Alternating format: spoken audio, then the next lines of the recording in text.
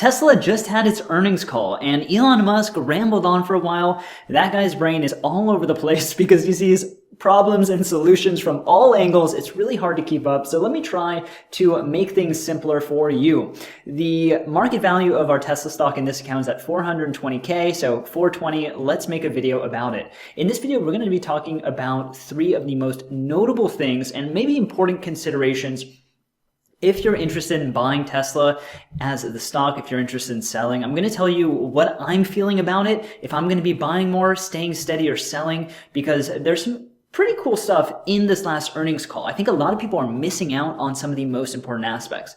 One of the things in the Tesla earnings call, which, maybe it's positive, maybe it's negative. There was a lot of that in this call with Tesla actually going down from the after hours when the actual earnings call happened. But overall, results were great, right? More vehicles ever, more profits ever.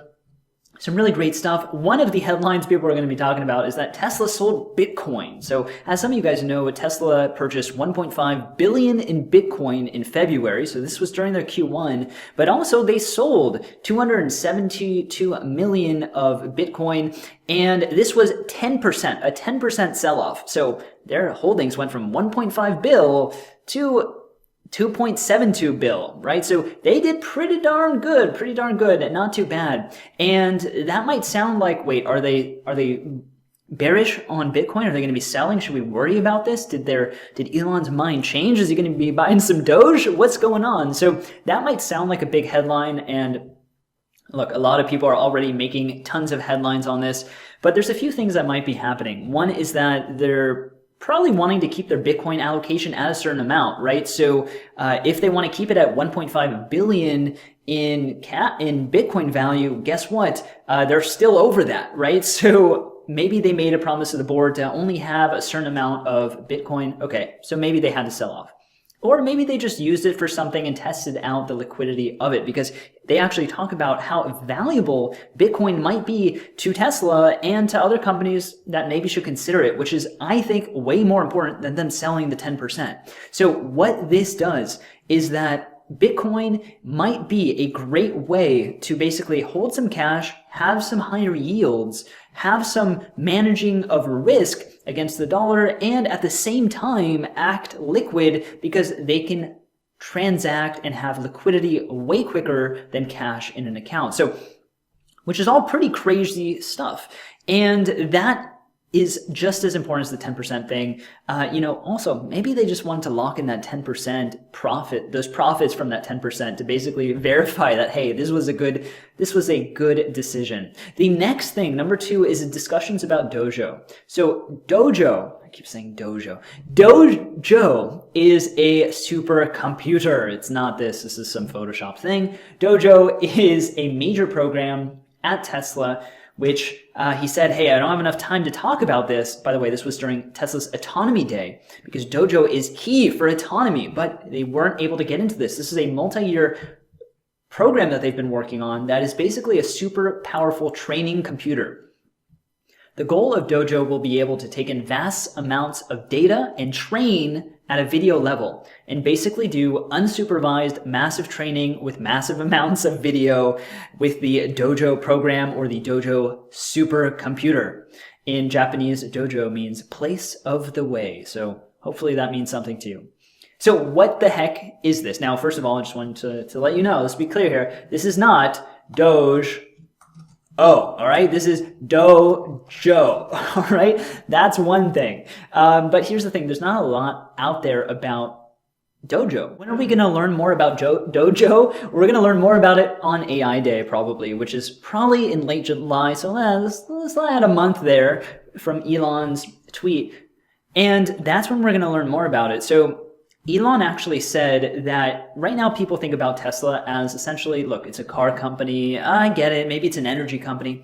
But long term, he thinks people are going to think about Tesla just as much or more as an AI robotics company. So he also mentioned that FSD, or full self-driving, is going to do things that other companies cannot. And this is all based on their approach. Their approach is pretty similar to how a human drives a car. So the way a human drives a car is that they have a set of eyes. which you can think of as vision, or via cameras, like the 8 cameras around Tesla, and that feeds into the brain or the neural net.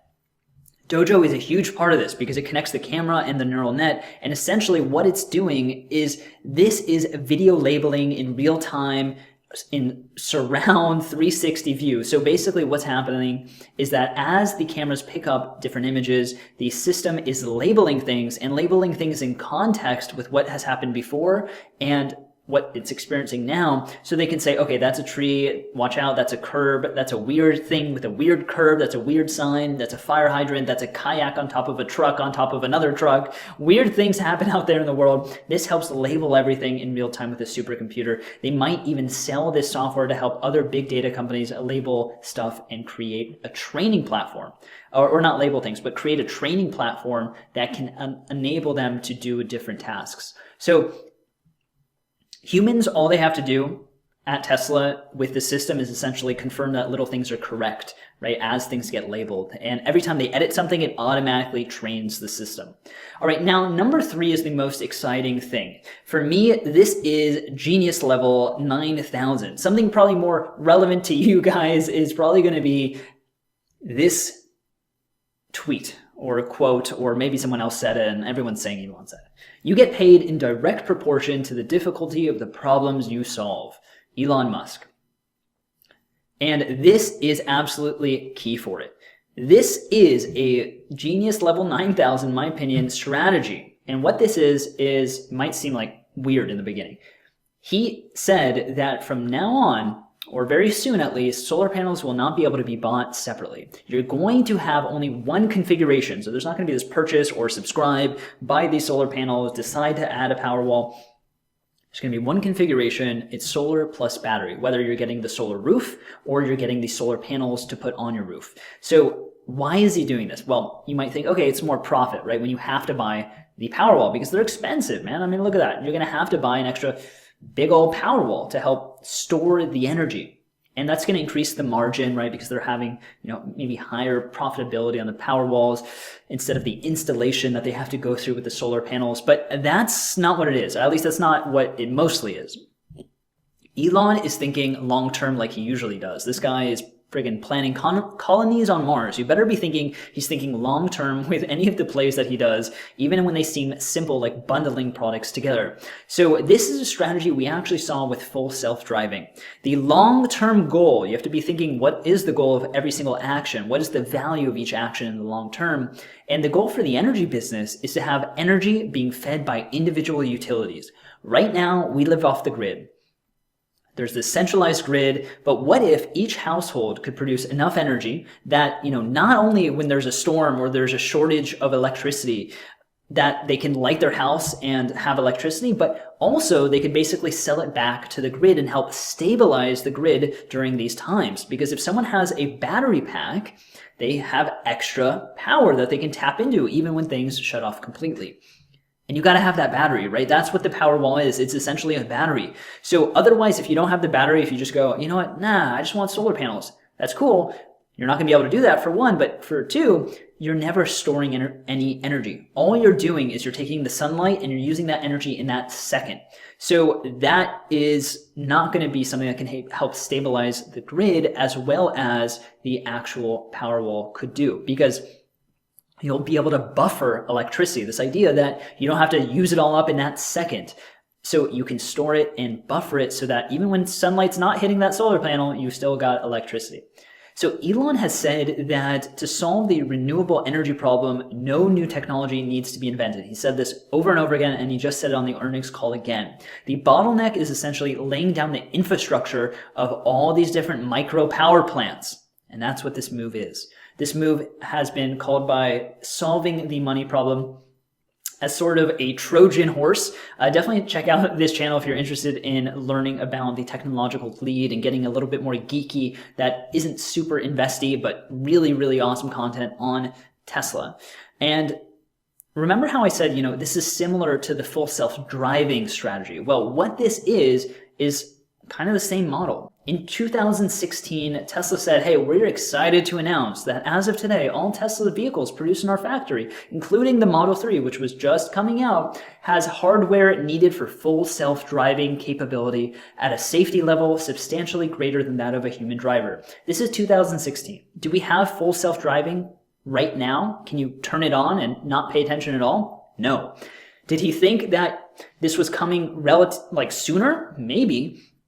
But the reason he did this was not that. The reason he did this is to lay that infrastructure down. So he wanted to basically equip all the Teslas way before full self-driving was even possible, and it's still not out yet. So what will happen when it's out? Guess what? He doesn't have to start from scratch and start selling the first car when it's out. Instead, snaps his fingers, there's a software update, and boom, maybe 1 million or more cars can be robo-taxis instantly because the software just needs to be updated. All the cameras, the chip, everything is already good to go. Kind of made a little mistake with the chip. They thought they could leverage the current chip, but they're actually going to give you a free update for a complimentary upgrade to the full self-driving computer, which came out a little bit later. But hey, they made it swappable on purpose so that way, if a new, better chip was created, they could be able to do that.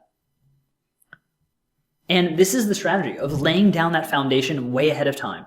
And that way they can start scaling up the infrastructure before it's actually able to be turned on. Now, this might have a negative effect in the short run, right? Because now, guess what I'm going to have to do, right? I'm going to have to invest more as a consumer. And so what that does is there'll be less consumers able to purchase. And so maybe that lowers overall revenue or sales. But here's the thing. In the long term, this is what you want. Remember? So what you want to be able to do is turn a switch and all of a sudden, hundreds of thousands of roofs now will be able to basically act as little solar power plants, powering the grid, letting the owners of these roofs profit from it, which is so freaking cool. And Tesla is going to be able to make a spread in between, working a partnership with the utility company and essentially with you to make a little bit of a margin there. And remember also, even your Tesla car, if you have one, could be your battery. And you can maybe have an inverse charger where basically it feeds electricity back out from the battery of your car and into the grid as well. But let me leave you with this. So Elon on the call said, I'm not sure how many people understand this. It's profound and necessary. The world is moving towards electric vehicles, which means that more power is needed to fulfill that need. And so we're going to have a lot more electricity coming from somewhere. Where should it come from? So not only is this a massive opportunity currently, but it's also going to be more and more of a bigger opportunity as there are more electric needs from the actual cars. And he says this is the long-term solution to a sustainable energy future. Really powerful. But what I want to see is how big is this opportunity, right? As an investor, you're thinking, okay, so what does this mean if he's able to pull this off? Well, if we look at the biggest companies in the world in terms of revenue, at least, we're going to see some similarities. We're going to see something in common. A lot of these are energy companies, right? So oil and gas, electricity. This is the state grid. We're going to be buying some nice chunk out of that. Oil and gas, oil and gas, oil and gas, oil and gas. That's insane. So when you think of the value of Tesla, if it can be reaching a huge revenue that's untapped, that he thinks not a lot of people are paying attention to, what could that mean? That could mean that there's some opportunity not totally factored into the price. So what the heck am I doing, right? I'm huge on Tesla. I'm such a big fan. And this is one account. We have another one right here. So I'm a big fan of Tesla. And that's the thing. We already have a good amount of value of Tesla. So 200K plus, another 420. So we're at 620 plus, it is now in a lot of the ETFs. So when I buy an ETF like VOO, which has the S&P 500, and we got 1.5 mil in that, we got, I think it's like 2% or something in Tesla. So we have another 30K in Tesla. So we're near 700K in Tesla. So right now at the current price, what I'm doing is I'm watching, I'm standing by, I'm waiting for a dip. I'm hodling for the long run, all right? Right now, since Tesla's such a big percentage of my portfolio, I'm waiting until if things drop, great, I'll buy more. But right now, I don't want any more extra exposure. I'm still super happy with Tesla at this price. I'm really happy to have it. But just like I did last month, when things started dipping and dropping, I bought into it. We bought in the high 500s, some in the 600s. Now it's back at 730 or so. So that's what I'll be doing if Tesla stock drops. So that's it. Consider subscribing. I'd love to have you on. Thanks so much for watching. Consider subscribing also so you just don't miss a video that might be able to improve your wealth, improve your finance, and maybe make you a little bit more successful. That's why I'm here. So leave me a comment. I'd love to know what you think of Tesla and the price will be in, say, 5 years. What do you think the stock price will be at? I'd love to check out your opinions, and I'll talk to you soon. See you later.